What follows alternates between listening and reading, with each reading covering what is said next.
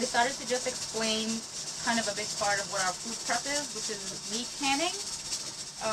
We typically can mostly beef, pork, chicken. You can do, you know, whatever meat you like. We have boneless pork and boneless beef here. We use the quart jars, which tend to hold about roughly 2 pounds of meat, and the pint jars, which hold about 1 pound of meat. And I'm kind of in the process of doing the canning right now. So this was a huge pork butt, was about 18 pounds. I cut it up. You know, you remove as much fat as possible, which, depending on how fatty the cut is, can be very labor intensive. So I cube it up into sort of even cubes, and you fill the jars with it. And you always want to leave like an inch of headspace at the top, just to let, you know, there will be liquid. This all this has in it right now is just like a teaspoon of salt. And in the pint jars you can put like half a teaspoon of salt depending on your taste. But this is raw meat, and you don't add any liquid to it, because as it's pressure canning, it will actually make its own juices. So you don't want that to overflow or anything. So this is just salt and meat. You leave some headspace in there. And this is my last jar. I was in the process of just filling this. So this trusty funnel, what this does is it prevents a lot of any fat or grease getting onto the rim. You don't want any fat or grease on the rim, because when you put the lids on, this creates a vacuum seal, and you want this to adhere properly. So I just fill this with meat.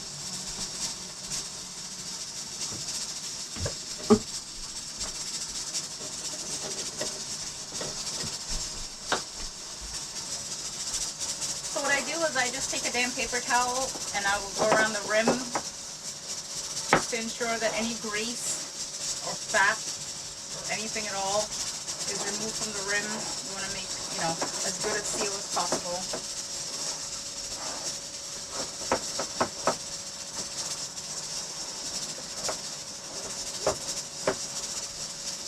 Right.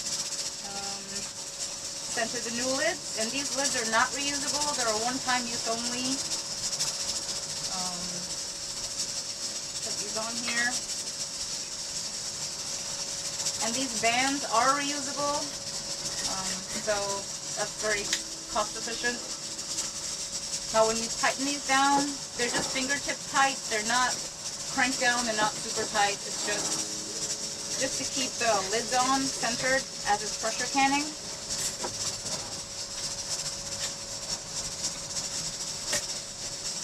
And the pressure canner we have, which is a Presto, it holds 7 of these quart jars at a time, and I believe 8 of these pint jars at a time. So in our pressure canner right now, there are 7 jars of meat pressure canning. These have been in for about 30 minutes. They have about an hour to go. The quart jars take about 90 minutes to complete pressure canning, and the pint jars are 75 minutes.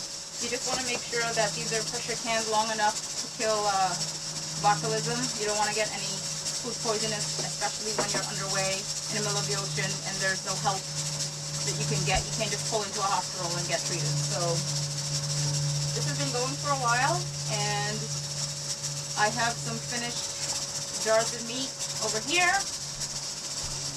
I did these yesterday. These are complete. This is what they look like, and at the end when I pull these out, they're super hot. So I'll show you, but I tend to use these to just lift these out from the pressure canner. They're super hot. This is still bubbling inside for hours after you pull them out, so you do not want to handle this with your hands. And these were finished yesterday. This is beef, and obviously these can be removed when you're done, just washed and reused. And when these are finished, you know that it's properly sealed, because this top will be popped down. It will be suctioned down. So if you look at like a brand new top, has this kind of makes that sound if you push on the middle. So, you know, these are obviously not popped down, but the ones that were finished, you know they're done because they're popped down. These are not raised in any way. So that tells you it's properly sealed. And once this is done in about an hour, I'll bring you back over and I'll show you just how I pull them out and put them aside. And maybe you'll get to hear them pop down on their own. So this pressure canner was on for 90 minutes, and when the 90 minutes was up, I just turned the burner off.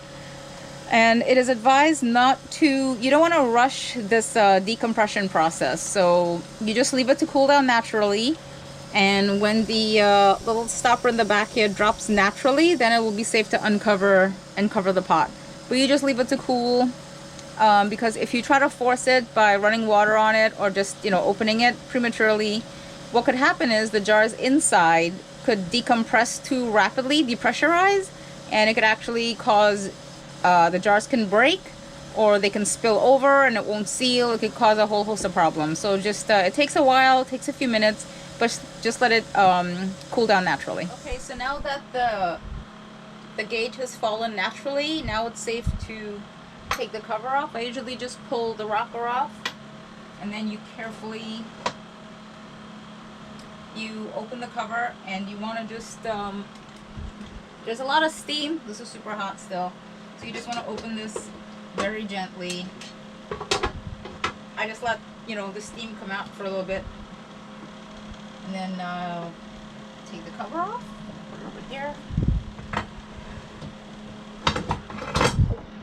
And now inside of the pot, I'll start taking them out in a minute here. See what this looks like, and I'm just gonna put the jars in here as I pull them out, and I'm gonna use this trusted device to grip the jars by the top, by the neck.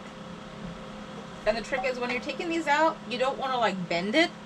And the way our kitchen is set up, you know, this microwave is directly on top of the pot, so I kind of want to just make sure I'm going straight up as possible and not to bend the jars. So I pull this out and I put them in this box over here.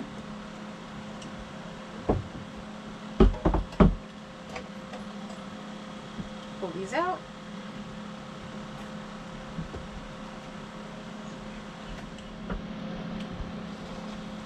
See, this one is particularly I don't know if you could see that. This is still like boiling, bubbling in here. So it's going really well. It's very, very hot.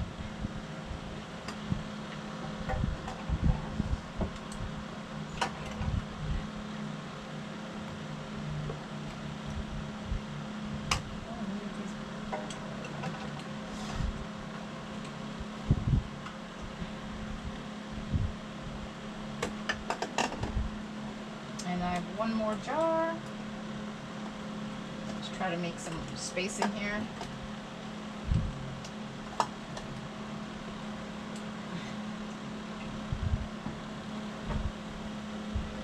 All right, and there we go. Now, if you look in the pot, you'll see we need to add a little more water, because you always want to have about 3 quarts of water in here, which is going to be this mark. So before I stick these jars in, I'm just gonna replenish the water and then load the jars. I placed the 7-quart jars into the pressure canner. It's a pretty good fit.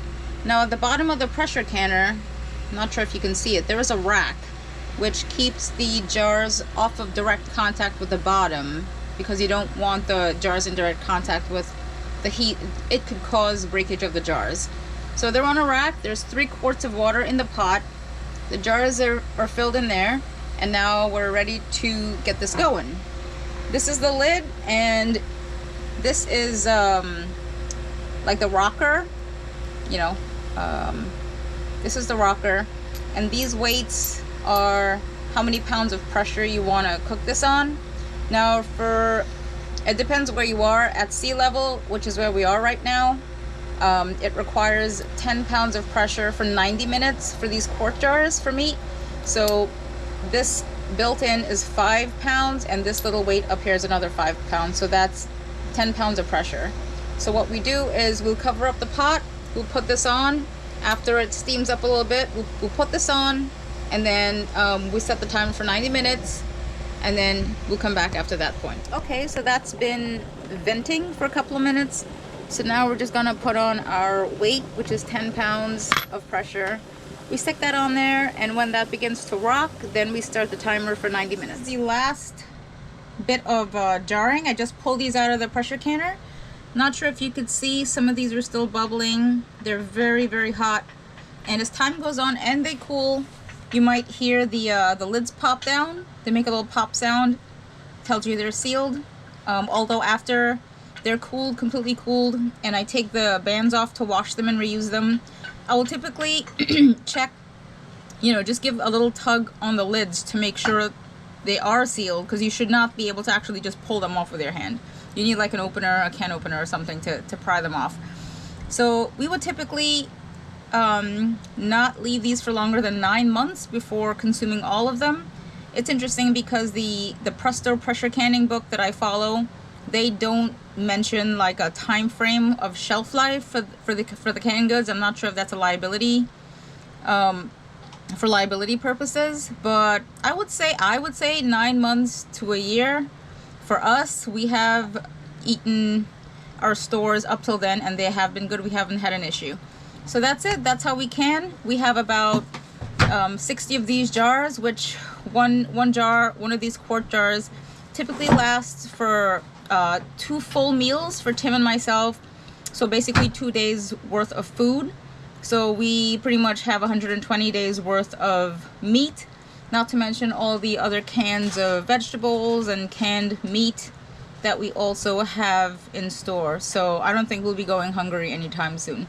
Alright, that's my video on canning. If you guys have any questions, please feel free to ask. I will be happy to help if I can.